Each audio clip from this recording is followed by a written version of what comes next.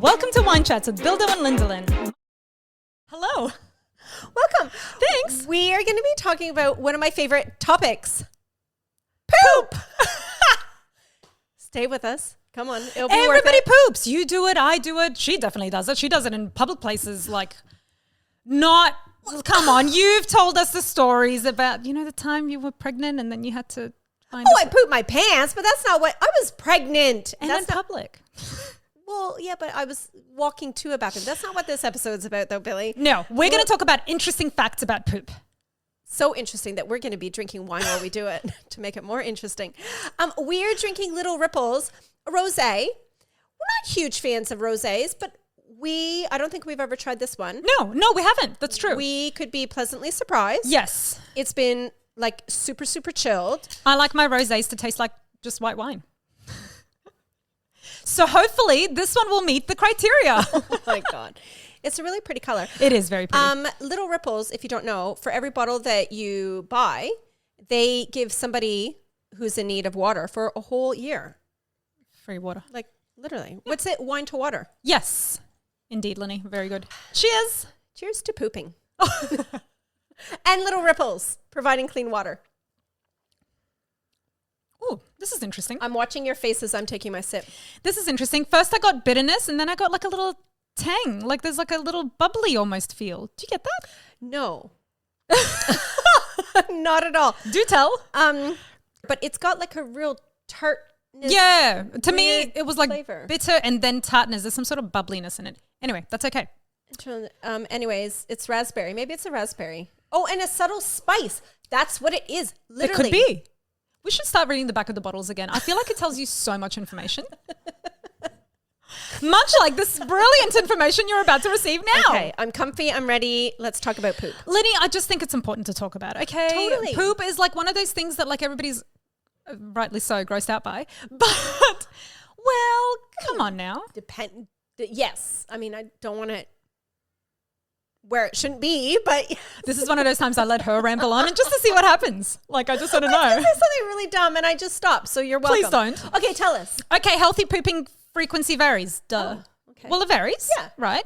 If you're concerned whether or not you're pooping too little or running to the bathroom far too often, know that there is no set answer to how often you should be pooping.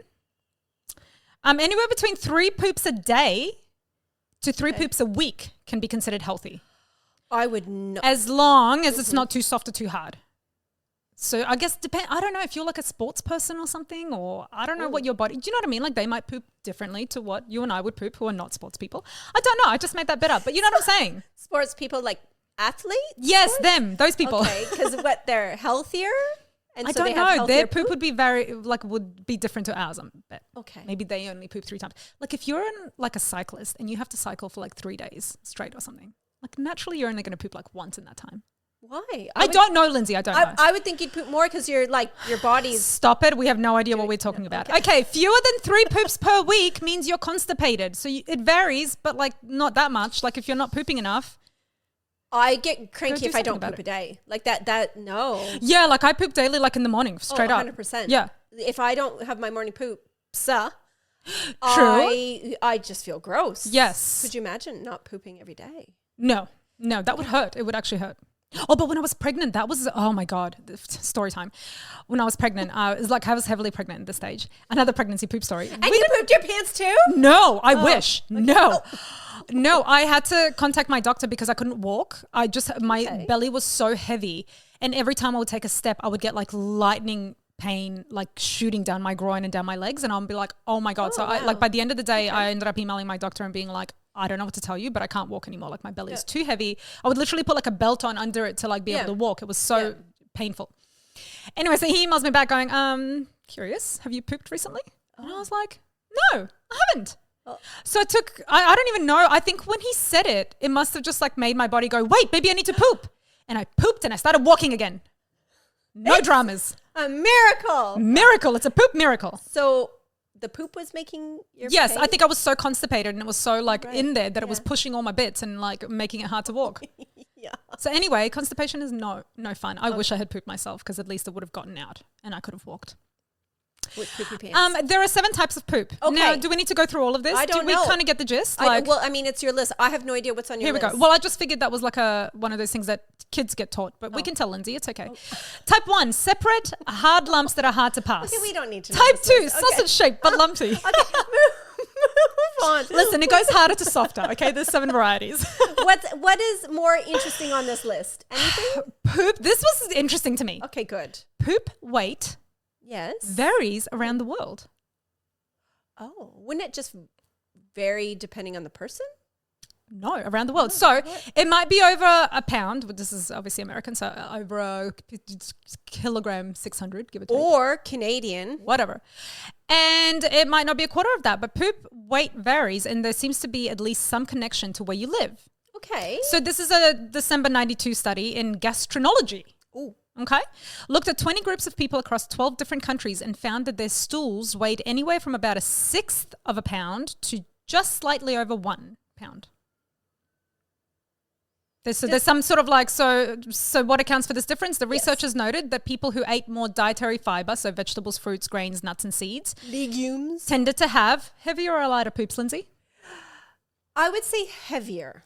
Very good, Linny. The Canadian education system has not let us down today. Again, I was going to say something stupid. And these people were also at a lower risk for colon cancer. So, I mean, if you were ever in any doubt of whether you should eat those types of foods, you should. How long do you think the average bowel movement takes?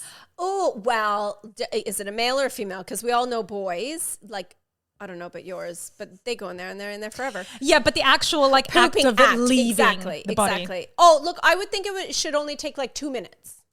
12 seconds. Yeah, right. Exactly. Like push it out and move on. I mean, that does not happen in my world at all. Really? No. What happens to you? I just sit there and think that there's going to be more and I'm on my phone doing whatever. Oh, yeah, we do that. But I mean, like the act of once it's coming out. And 9 times out of 10, nothing else does come but like the off chance.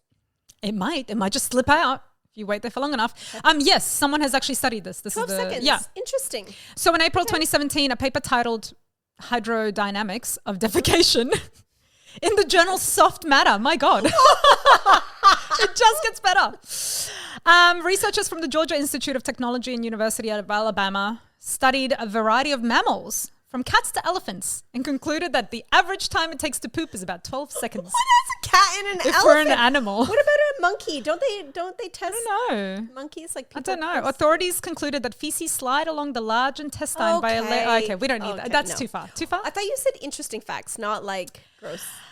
Scientific and here we go. I mean, we already knew this one because we covered it ourselves. Most people are primed to poop in the morning. Yes. Okay. And there's a reason for that. Your colon has its own internal clock, which stimulates the release of hormones that trigger contractions in your gut. Okay. Okay. In other words, it tells your gut to get moving and push out the poop in your colon and rectum. This all happens at the start of the day, about 30 minutes after waking up. Or 3. Oh, right. Now, I personally know this because this is what gets me out of bed every morning. Yeah. It's so annoying. Yeah. Like I just want to sit there scrolling on my phone. Yeah. But my poop is like, I need to come out. Your colon alarm clock is going off. And then my butt gets sweaty and then it's all just a mess. By the time I get to the toilet, I'm like a sweaty mess. Need to change my underwear and everything. It's terrible. Finding out a lot about us today, aren't you? About you. Well, and me too, yeah. Healthy poop should sink. Yeah. Oh, it should sink. It should sink. Okay, good to know. Should not float. Okay, interesting. In general, you want your poop to stay far away from the top of the toilet bowl. Okay, far away. Yes. Because more fiber. Because heavier poops. Like with what you said earlier? According to Penn Medicine, very good. You should be a medicinal person.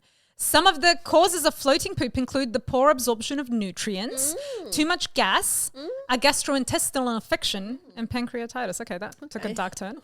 If floating poop becomes persistent, you should call your doctor.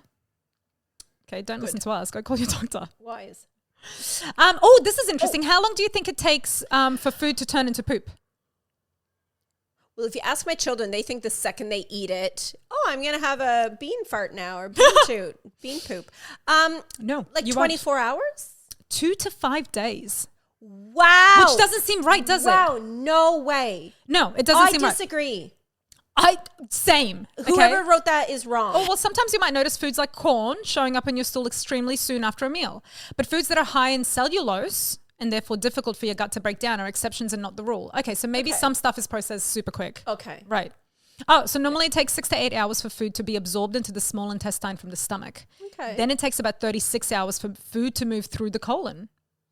I'm baffled by that. There you go. Crazy. Fecal transplants may be able to treat certain infections. Where did I just recently watch this? What do you Where mean? some people, I watched a Netflix documentary about it. I wish I knew what the name of it was. It was like your gut health or something. Like you're putting your poop into someone. Yes. Like your healthy poop into somebody. Yes. These people were freezing their poop, blending it up, putting it into capsules and drinking it to help clear their own gut. That's disgusting. But you answered my question because I'm like, how do they, like, where does the poop go? How do you take it? Fascinating. Gross. Fascinating. Seriously, a fecal transplant is the process of transplanting poop from a healthy person into somebody else who typically has an infection or poor gut health, with the goal of increasing the amount of healthy bacteria in their intestines. Just take a probiotic. Can't you? Listen, if you ever want any of, well, don't ask me. I don't know how healthy. My poop is healthy these days. I'll be able to blitz it up for you. I'll do it for you, Lenny. No, thank you. Or you can donate your poop. Really? Like for the capsules? I don't know. Because of poop's potential as a treatment for certain ailments, a program has been developed in the Boston area, so you'll have to go to Boston for it. But poop with a purpose. I love this. Where you can apply to become a poop donor. That is so good. Will they have the vans? Like the big brown van, like the big red van for donating blood? I don't know. That's a really good question. Is it just like like portaloos that they just catch all your poo? I don't know. So candidates to donate shouldn't be folks with pre-existing gastrointestinal disorders, blah, blah, blah. You get the gist. Be healthy. Look, if it helps people, I'm not against it. Could you imagine taking that first pill, like to mentally getting over the fact that you're about to swallow someone's poop. Someone that you don't even know. You don't know anything about them. Nope. And last one. I mean, this is a bit of a basic one, but a stinky poop can be a sign of disease. Oh. So your poop is supposed to smell bad. However, unusually bad smelling bowel movements, malodorous stools, as they're referred to, can be a sign of a larger problem. Crohn's disease, celiac disease, pancreatitis, blah-de-da-da. Okay. So basically, if your poop smells like extra bad, go get it checked out. As good as a nice, healthy poop. Good day.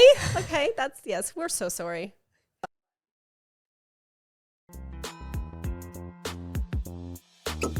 Thank you for joining us for this latest episode of Wine Chats podcast with Billi and Lyndsey.